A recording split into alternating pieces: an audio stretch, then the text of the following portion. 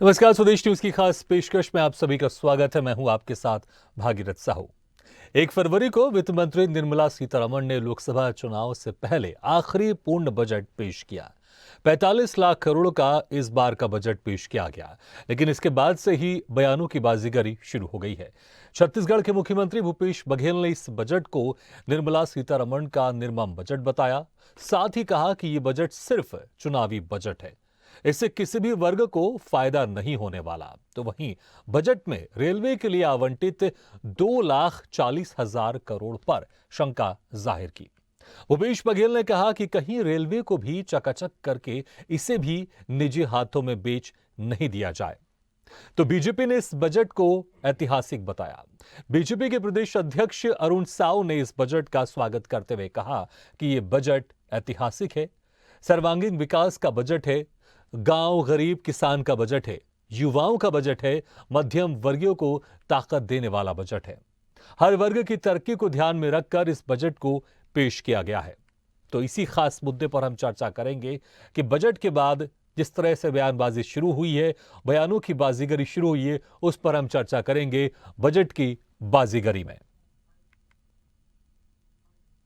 ये निर्मला जी के निर्मम बजट कहा जा सकता है।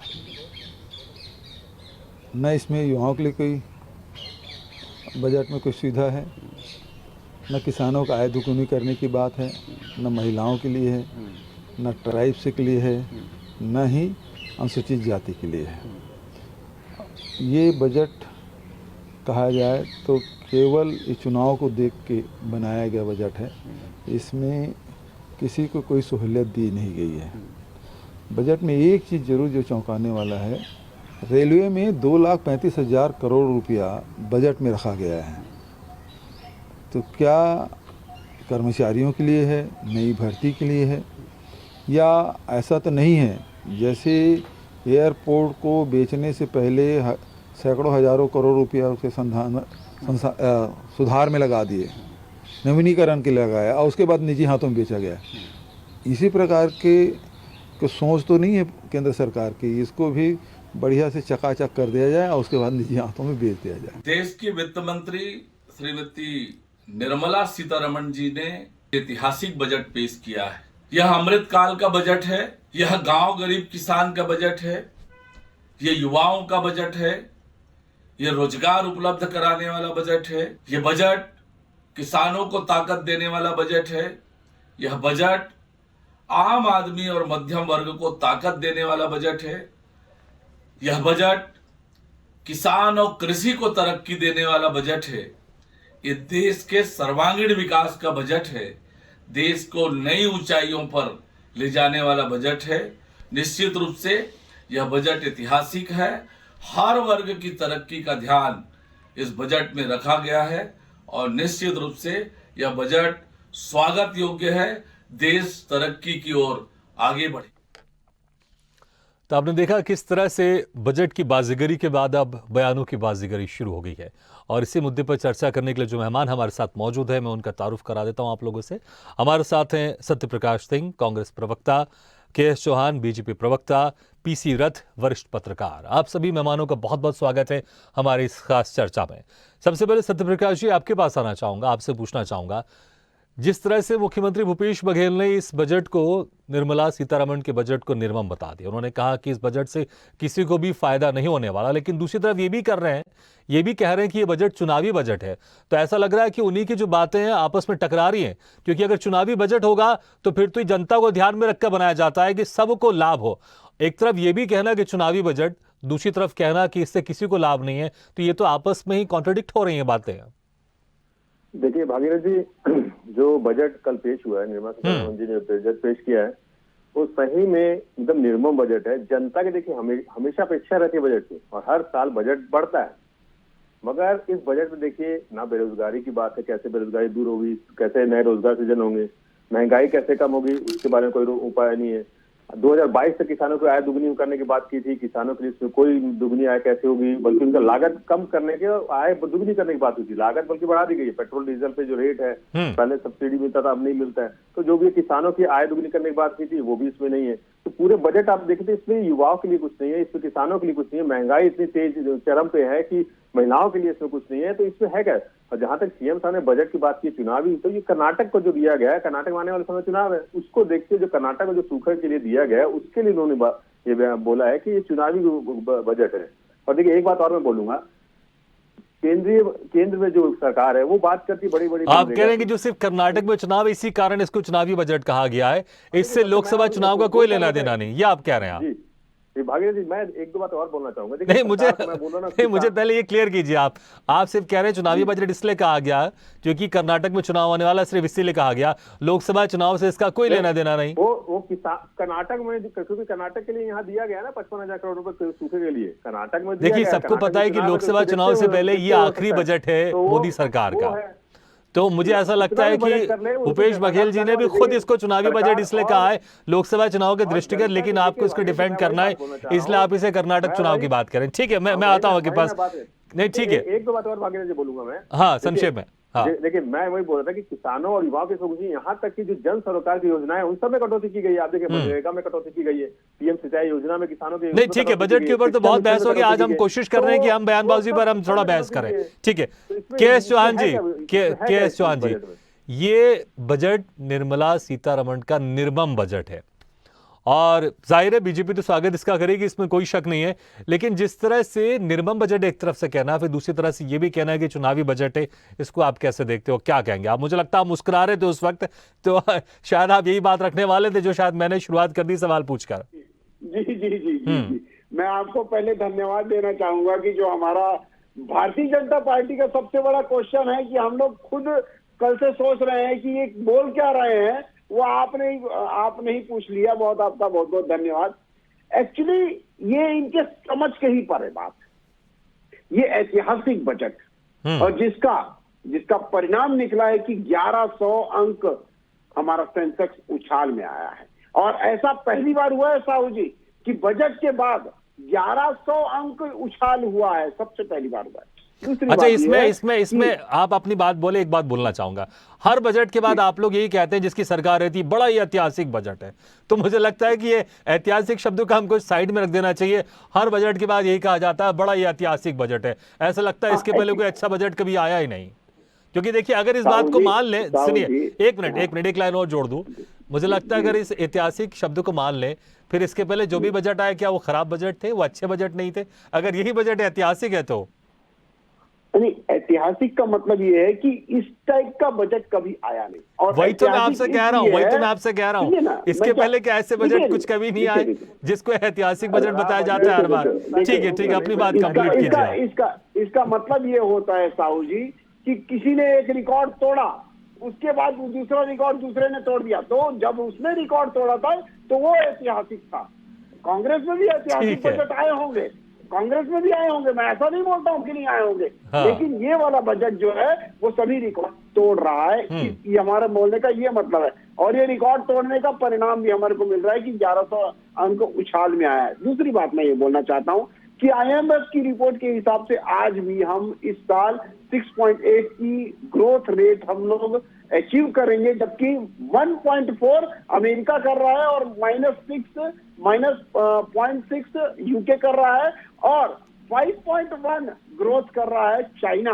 सबसे नंबर 1 में इंडिया रहेगा इकोनॉमिक ग्रोथ के हिसाब से। दूसरी बात यह है कि जो सर्वहारा को लेके ये बजट बनाया गया है और ये जो बयानबाजी हो रही है, ये हम अपने मुख्यमंत्री जी को ये समझ नहीं पा रहे हैं कि वो बोलना क्या चाहते हैं, और एक्चुअल में इनके समझ के परे भी है कि इस टाइप का बजट जो आया है ये बोले क्या, इनको खुद समझ में नहीं आता है। कभी ये बोलते हैं कि छत्तीसगढ़ के लिए कुछ नहीं दे रहे, अरे भाई छत्तीसगढ़ के लिए कुछ नहीं दे रहे हैं, आप ये तो बताइए कि आप ही बता दीजिए कि इस बजट में छत्तीसगढ़ के लिए क्या, चलिए आप ही बता दीजिए। हाँ, मैं ये देखिए, सबसे पहली बात तो साउथ जी ये है कि केंद्रीय बजट है जो सबको मिलेगा, छत्तीसगढ़ भी उसी में आता है। छत्तीसगढ़ और जो मोटा अनाज हम लोग ले रहे हैं वो उसकी पैदावार कहाँ होती है, हम सब जानते हैं कि वो हमारे आदिवासी भाई बहन और इंटीरियर इलाकों में होती है। मगर ताकि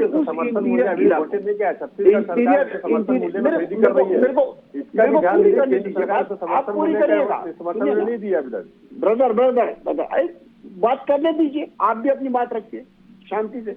मैं ये बोलना चाहता हूं कि जो क्षेत्र का उससे विकास होगा तो वो क्या है, और एकलव्य स्कूल जो क्या बोलते हैं की घोषणा की गई है, तो उसमें क्या आदिवासी भाई बहनों का और जो पिछड़ी जाति हैं उनका विकास नहीं होगा? ये क्या मतलब छत्तीसगढ़ से अछूता है? जो पटरी का नवीनीकरण होगा, जो 400 वंदे भारत ट्रेन चलेगी, जो 100 गति शक्ति जो टर्मिनल बनेंगे, क्या वो छत्तीसगढ़ के काम नहीं आएंगे? जो स्टार्टअप पर लिया जाएगा, जो उसके लिए पैसा दिया गया है, क्या वो नहीं आएगा? क्या 1.4 ठीक लाख है, करोड़ तो रुपए पहले। आप ये मानते हैं कि ये चुनावी बजट है या फिर ये सर्वांगीण विकास का बजट है? सर्वांगीण विकास का बजट है और ऐतिहासिक बजट है। नहीं, मैं ऐसा इसलिए कभी कह रहा हूं क्योंकि आप देखा कह रहे हैं नहीं ना है। कि आप कह रहे हैं कि कांग्रेस वाले मुख्यमंत्री भूपेश बघेल कंफ्यूज हैं, देखिए, तो मैं आपसे इसलिए वही सवाल कर रहा हूं कि उनके हिसाब से उन्होंने कहा चुनावी बजट है, दूसरी तरफ कहा इससे किसी को फायदा नहीं होने वाला। भारतवर्ष एक ऐसा देश है जिसमें हर साल कोई ना कोई चुनाव होता है। ठीक है, चलिए मैं आऊंगा आपके पास। मैं ठीक है, मैं आऊंगा आपके पास, मैं आऊंगा आपके पास। पीसी रथ जी, जिस तरह से कल बजट तो पेश हो गया, उसके बाद फिर बजट में क्या कुछ रहा, इसको लेकर तमाम तरह की बातचीत भी जरूर हो रही है, लेकिन बयानबाजी शुरू हो जाती है और कोशिश ये की जाती है, क्योंकि जिसकी सरकार रहती केंद्र में, उस पार्टी के इस बजट को बड़ा ऐतिहासिक बताते हो, जिनकी सरकार नहीं रहती, बजट कोई सा भी हो, चाहे कितना भी उसमें अच्छा हो या खराब हो, उसको खराब ही बताती है विपक्ष। ऐसा लगता है कि ये सिर्फ घिसा पिटा एक ट्रेंड हो गया है, जिस सरकार का बजट है वो इसे अच्छा बताएगी और विपक्ष इसे खराब बताएगी। जी, चुनावी वर्ष है जैसा कि आपने कहा, तो सभी सरकारों की प्राथमिकता है कि चुनावी बजट दिया जाए। कोशिश करेंगे वो कि चुनावी बजट दिखे किसी तरह से, अलग अलग वर्गों को खुश करने की कोशिश हो। तो ये उसकी बानगी थोड़ी सी बजट में है, जैसे कि मनरेगा में कटौती हुई, यानी ग्रामीण जनता को रोजगार जो है वो थोड़ा कम मिलेगा, लेकिन पीएम आवास योजना में थोड़ी बढ़ोतरी हो गई, यानी उधर से उनको खुश कर लिया गया, है ना। तो सबसे महत्वपूर्ण ये होता है कि स्थानीय मुद्दों में क्या मिला स्थानीय को, मतलब छत्तीसगढ़ की अगर हम बात करें तो छत्तीसगढ़ को क्या मिला बजट में, ये अभी कुछ भी स्पष्ट नहीं हो रहा है अभी तक के। ये जैसे कि केंद्रीय विद्यालयों के लिए कुछ दिखाई नहीं दे रहा है बजट में, लेकिन एकलव्य विद्यालयों के लिए दिखाई दे रहा है। यानी 38,000 शिक्षकों की भर्ती एकलव्य विद्यालयों में होनी है और 50 से अधिक एकलव्य विद्यालय छत्तीसगढ़ में भी हैं। तो निश्चित रूप से इसमें भर्ती होगी तो कुछ फायदा होगा जनता का, और शिक्षकों का भर्ती होने का मतलब कुछ बेरोजगारों को भी नौकरियां मिलेंगी, फायदा होगा उससे। मिलेट को लेकर के संसद की कैंटीन तक में मिलेट के उत्पाद परोसे जा रहे हैं, तो सरकार मिलेट के निर्यात को प्रोत्साहित करेगी, ऐसा बजट में कह रही है। लेकिन उसके एमएसपी पे खरीद को लेकर सरकार का कोई उसमें बजट में जिक्र नहीं आया है अभी तक के, जो दिखाई दे रहा है उसमें कि मिलेट की एमएसपी के रेट पे खरीदी होगी और उसका विपणन इस तरीके से होगा, इसके बारे में कोई जिक्र नहीं है। लेकिन उम्मीद की जाती है आगे चल के चीजें स्पष्ट होगी तो शायद मिलेट के उत्पादक किसानों को भी ठीक ठाक भाव मिल सके। हालांकि छत्तीसगढ़ सरकार ने मिलेट के लिए अलग अलग रेट डिसाइड कर दिए हैं, वो खरीद शुरू भी हो गई है, 5-6 करोड़ का खरीद भी लिया सरकार ने। अब उदाहरण रेलवे को लेकर के है जो ज्यादा स्पष्ट नहीं हो पा रहा है उसमें कि छत्तीसगढ़। अच्छा, रेलवे का आपने जिक्र किया, रेलवे को लेकर भी शंका जाहिर की भूपेश बघेल जी ने, उन्होंने कहा है कि जो 2,40,000 करोड़ के आसपास जो बजट आवंटित किया गया रेलवे के लिए, कहीं ऐसा तो नहीं कि रेलवे को चकाचक करके उसको निजी हाथों में बेच दिया जाए, क्योंकि यहाँ पर देखिए अगर इसका एक दूसरा मीनिंग भी ये निकाले कि पैसे से रेलवे चकाचक हो जाएगा और उसके बाद किसी दूसरे हाथों में बेच दें, लेकिन अगर जनता अगर सोचेगी अगर रेलवे चकाचक हो गई तो ये तो बड़ी अच्छी बात है ना, तो कहीं ना कहीं अगर इस बयानों की तरफ जाए तो जो पेंडिंग रेलवे योजनाएं हैं, जो छत्तीसगढ़ में पेंडिंग है रेलवे योजनाएं, उनके लिए बजट आवंटन दिखाई नहीं दे रहा है इसमें। जैसे रायपुर से धमतरी तक का, केंद्री से धमतरी तक का जो ब्रॉडगेज किया जाना है, जिसका पिछले चुनाव की आचार संहिता घोषित होने के 3 घंटे पहले मोदी जी ने शिलान्यास किया था और 5 साल गुजर गए, उस रेलवे लाइन के लिए कितना बजट है ये पता नहीं है। रावघाट से जगदलपुर के लिए जो रेलवे लाइन ब्रॉडगेज की होनी है उसके लिए कितना बजट है ये पता नहीं है। तो ये बुनियादी चीजें जब तक क्लियर नहीं होगी, पहले क्या था रेलवे बजट अलग से आता था तो चीजें स्पष्ट हो जाती थी, केंद्रीय बजट में एक साथ रेलवे के डिटेल्स उतने आ नहीं पाते सामने, तो वो बात ठीक है। लेकिन जिस तरह से ये बजट अभी पेश किया गया, क्या छत्तीसगढ़ की जो कांग्रेस सरकार है उसको ये लग रहा है कि इस बजट से आने वाले दिनों में बीजेपी को फायदा होने वाला है? क्या सिर्फ इसी वजह से इस बजट को निर्मम बजट बताया जा रहा है, या फिर वाकई इससे कुछ खास फर्क नहीं पड़ने वाला जो विधानसभा चुनाव होने वाले हैं? अब मुझे लगता है छत्तीसगढ़ सरकार को, मतलब कांग्रेस की जो सरकार है, कांग्रेस की सरकार को ये अभी तक समझ में नहीं आ रहा है कि छत्तीसगढ़ को एग्जैक्ट मिला क्या क्या है। हाँ। क्योंकि मुख्य तौर पे जो बजट के डिटेल्स आए हैं उसमें नहीं, छत्तीसगढ़ लेकिन देखिए, अगर मोटा मोटा अगर बात करें, केंद्रीय बजट है, सभी राज्यों के लिए होगा। 7 लाख तक के आयकर में इसमें छूट दे दी गई है, और इसमें अगर पीएम आवास योजना में 16% उसकी जो 66% उसमें बढ़ोतरी कर दी गई, बहुत ज्यादा बढ़ोतरी की गई है। तो अगर इसमें तेजी आती है वाकई, अगर लोगों को जो घर मिलना शुरू आता है, क्योंकि पीएम आवास को लेकर तमाम तरह के छत्तीसगढ़ में बहुत सारे बहस भी है, बहुत सारे विवाद भी है, अगर वाकई अगर घर मिलना शुरू हो जाते तो कहीं ना कहीं इसका असर तो होगा ही। ठीक है, मैं आऊंगा आपके पास दोबारा। सत्यप्रकाश जी, जिस तरह से रेलवे को लेकर मुख्यमंत्री भूपेश बघेल ने शंका जाहिर की कि 2,40,000 करोड़ के आसपास जो बजट इस पर आवंटित किया गया, कि ऐसा तो नहीं चकाचक करके इसको फिर भेज दिया जाए। मैं फिर वही कह रहा हूं कि ऐसा लगता है कि ये जो बातें आपस में कहीं ना कहीं थोड़ा कॉन्ट्रडिक्ट हो जाती हैं। अगर रेलवे चकाचक हो जाएगा तो इसमें क्या समस्या? हाँ, इसके बाद अगर वाकई निजी हाथों में जाता है तो फिर वाकई उस पर सवाल उठाने चाहिए, लेकिन चकाचक हो रहा है इतना अच्छा, उसमें अगर पैसे का अगर आवंटित किया जा रहा है तो फिर तो मुझे लगता है स्वागत योग्य है ना। लेकिन उसमें से भी खामी निकाल के कहना, शंका जाहिर करना, जिस शंका पर अभी तरह किसी तरह के सवाल या कोई ऐसी चीज सामने नहीं आ रही है, लेकिन यह कहना कि इसमें अच्छा खासा बजट दिया गया है, चकाचक हो जाएगा, किसी निजी हाथों में भेज दिया जाए, तो फिर तो कोई सरकार किसी चीज को चकाचक करने की सोचेगी नहीं, यही सोचकर के इसे निजी हाथों में कहीं दे दिया ना जाए। करना चाहिए, यात्रियों को सुविधाएं मिले, आम जनता को सुविधाएं मिले, हर सरकार चाहती है, हम भी इसके समर्थन में है। मगर ये जो भाजपा की सरकार, उन्होंने अभी तक यही किया था कि एयरपोर्ट में चकाचक करके निजी हाथों में दिया। वहीं कहीं ये शंका है कि चकाचक करके निजी हाथों में ना दे दे, इससे नौकरियां खत्म हो जाएगी। ये एक शंका है, क्योंकि भाजपा का जो इतिहास देखिए, नहीं तो कम से कम ये आप मान रहे हैं कि जो पैसे का जो आवंटित किया गया उससे रेलवे चकाचक होने वाली आने वाले दिनों में? नहीं, जैसा ये बोल रहे हैं कि 2.5 लाख करोड़ दिए हैं, तो 2.5 लाख करोड़ तो चकाचक के लिए होगा। अब या तो फिर ये जैसे इन्होंने 20 लाख करोड़ कोविड के समय दिया था, अगर वैसा जुमला होगा तो एक अलग बात है, मगर अगर इन्होंने बजट में रखा है तो चकाचक के लिए होगा, कुछ अच्छे काम के लिए होगा। नहीं, संशय तभी होता है जब लगता है कि ये काम पूर्ण होने वाला है। अगर ये काम ऐसा पूर्ण हो गया तो फिर मुश्किल हो जाएगी। तो अगर संशय अगर कहीं जाहिर किया गया है, नहीं, संशय यही है कि निजी हाथों में ना दे। हाँ, संशय ये कि निजी हाथों में ना दे, हाँ। चकाचक करे, अच्छी बात है, आम जनता को सुविधाएं मिले, हर सरकार चाहती है, हम भी चाहते हैं, एक राजनीतिक दल होने का तो हम भी चाहते हैं कि आम जनता को सुविधाएं मिले, आम जनता को जो भी सुविधाएं मिलती हो, अपने टिकट का पैसा देता है। अच्छा, लेकिन सत्यप्रकाश जी, जैसा कि कहा जा रहा है आप लोग की तरफ से, इसमें किसी को फायदा नहीं होने वाला, लेकिन अगर 7 लाख रुपए तक के आयकर में छूट दे दी गई, तो आप भी जानते हैं कितने सारे लोग छत्तीसगढ़ में हैं जो इस स्लैब तक आते होंगे, उनमें से अगर उनको छूट मिल रही है तो उसका फायदा तो होगा ना। प्रधानमंत्री आवास योजना में अच्छी खासी बढ़ोतरी की गई है। देखिए भागीरथ जी, जो इन्होंने तो क्या इसका फायदा छत्तीसगढ़ की जनता को नहीं मिलेगा? नहीं, 7 लाख तक की ठीक है, मगर इसमें देखिए भ्रामक स्थिति है। इन्होंने अमर सर कैसे जादूगिरी की है, देखिए आपको मालूम होगा, इन्होंने सिर्फ 50,000 की बढ़ोतरी की है 9 सालों में। मनमोहन सिंह जी के टाइम में 2.5 लाख तक का रिबेट था, अभी उसको 3 लाख किया है। देखिए आपको भी मालूम होगा, 3 से 6 का 5% है, फिर 6 से आगे का 10% है। तो ये इन्होंने सिर्फ 50,000 की बढ़ोतरी की 9 सालों। और दूसरी बात है, जो 80 डी के अंदर जो छूट थी उसको हटा दिया गया है। तो इन्होंने पूरा एक आंकड़ों की जादूगरी की है। और भागीरथ जी, मेरे को थोड़ा समझ दिया, मैं थोड़ा सा के चौहान जी जब बोले तो उसका मैं जवाब देना चाहूंगा। आप इनसे बात करते, ये बात कर रहे थे इनकी बहुत ही ऐतिहासिक बजट है।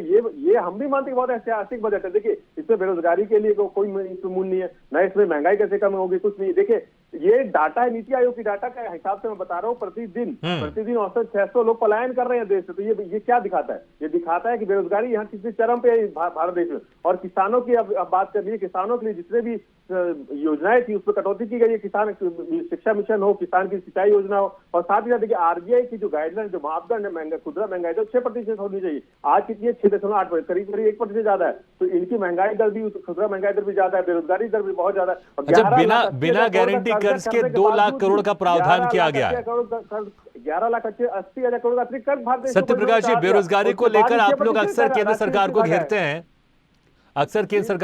हैं, अभी जो इस बजट में 2 लाख करोड़ का प्रावधान किया गया है, आप कह रहे थे कि कुछ नहीं है बजट में, इसलिए मैं आंकड़े गिना रहा हूं। अब ये कितने जमीनी स्तर पर आएंगे ये बात की बात है, लेकिन मैं अभी सिर्फ बजट के आंकड़ों की बात कर रहा हूं कि 2 लाख करोड़ का प्रावधान है बिना गारंटी कर्ज के।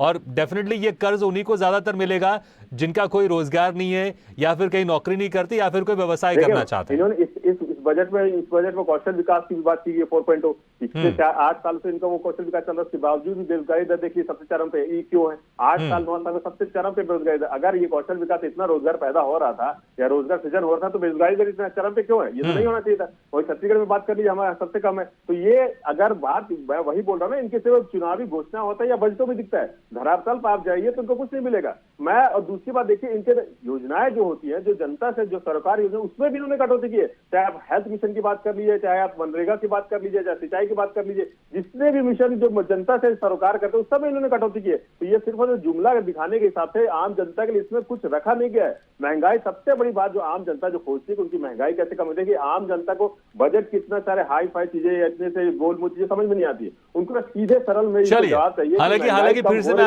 से मैं आपको इंगित कर रहा हूं कि 13% हेल्थ बजट में बढ़ोतरी की गई, क्योंकि आप स्वास्थ्य का जिक्र करें तो इसलिए। ठीक है, के चौहान जी देखिए, हेल्थ मिशन में 900 करोड़ की कमी की गई है। ठीक है, इसके तहत जो कॉलेजेस वगैरह बनते हैं उसमें 900 करोड़ की कमी की गई है। ठीक है, के चौहान जी देखिए, घोषणाएं तो आप लोग ने बहुत सारी इसमें कर दी है, लेकिन जमीनी स्तर तक वो चीजें पहुंचनी चाहिए, तभी जनता को लगता है कि कुछ चीजें हो रही हैं। नहीं तो फिर वही होता है, ये तो सिर्फ आंकड़ों की बाजीगरी है।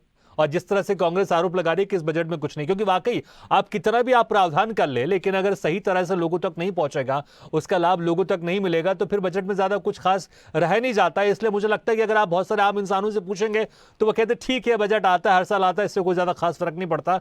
लेकिन अगर वाकई लोगों तक इसकी योजना पहुंचेगी, लाभ पहुंचेगा, तो वाकई उनको अच्छा भी लगता है कि हमें कुछ मिल रहा है। बिल्कुल भागीरथी जी, मैं आपकी बात से बिल्कुल सहमत हूँ कि प्लानिंग एक रहता है, लेकिन उसका इम्प्लीमेंटेशन बिल्कुल जरूरी है और इम्प्लीमेंटेशन होना चाहिए।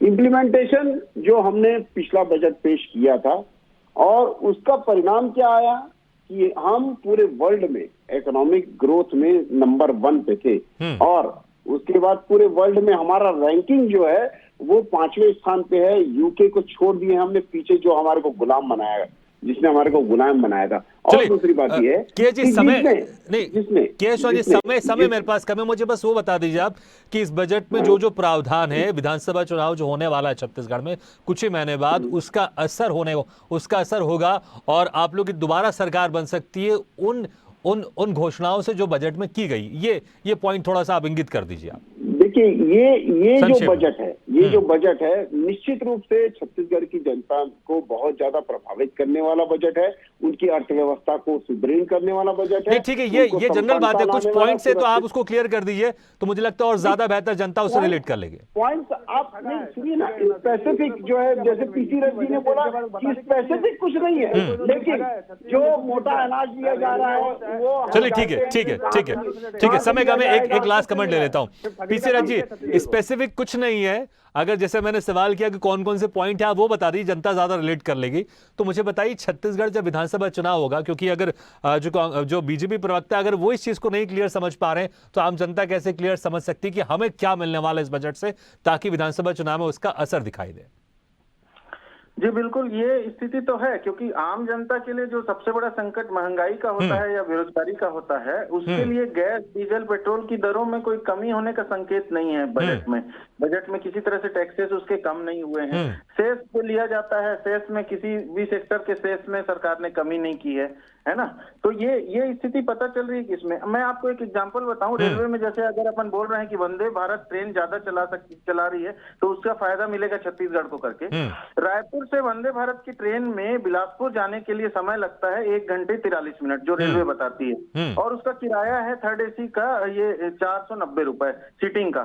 और ये अमरकंटक एक्सप्रेस में अगर अपन रायपुर से बिलासपुर जाते हैं तो उसमें समय लगता है 1 घंटे 45 मिनट, रेलवे के ही रिकॉर्ड के हिसाब से, और उसका किराया है थर्ड एसी का 165 रुपए।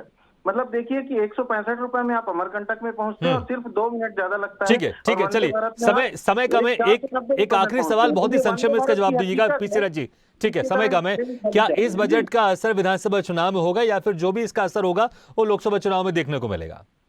जी बिल्कुल, मुझे लगता है ये बजट सरकार को, केंद्र सरकार को ज्यादा फायदा पहुंचाने वाला बजट नहीं है, क्योंकि आम जनता सीधे विधानसभा चुनाव में इसका असर दिखाई देगा, बीजेपी को कुछ फायदा होगा इससे?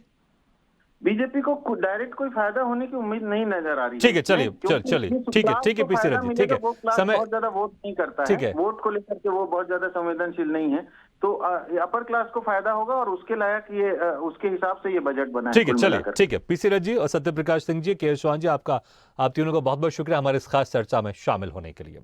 तो बजट तो पेश हो चुका है, लेकिन उसके बाद ही यहाँ पर जिस तरह से कल हमने बजट में बाजीगरी देखी है, आंकड़ों की, अब बयानों की बाजीगरी भी शुरू हो गई है दोनों तरफ से। चाहे हम सत्ता पक्ष की बात कर लें, जो केंद्र में है, लोग जो केंद्र में है वहाँ पर बीजेपी की तरफ से वो इस बजट को ऐतिहासिक बता रही है। और अगर छत्तीसगढ़ में अगर हम बात करें, छत्तीसगढ़ में जिसकी सरकार है कांग्रेस की, और जो केंद्र में विपक्ष है लेकिन छत्तीसगढ़ में वो सत्ता पक्ष है, वो इस बजट का विरोध कर रही है। वो कह रही है कि ये बजट निर्मम है और तमाम तरह की चीजें बता रही है कि इस बजट से कुछ नहीं होने वाला। लेकिन देखना यह होगा कि क्या वाकई इस बजट का असर कितना होता है। हालांकि अभी तो ऐसा लग रहा है कि इस बजट से कुछ बुरा होता हुआ तो नहीं दिखाई दे रहा है, क्योंकि अक्सर ऐसे बहुत सारी उम्मीदें रहती है लोगों की कि हमें ये चाहिए। यहां पर ऐसा लग रहा है कि जिस तरह से कहा है भूपेश बघेल ने कि चुनावी बजट है, वाकई ये चुनावी बजट अगर है तो चुनावी बजट में सब कुछ साधने की कोशिश की जाती है। और लगा इस बजट में कि सब कुछ साधने की कोशिश की गई। 7 लाख तक आयकर में छूट दे दी गई और तमाम तरह के प्रावधान भी किए गए।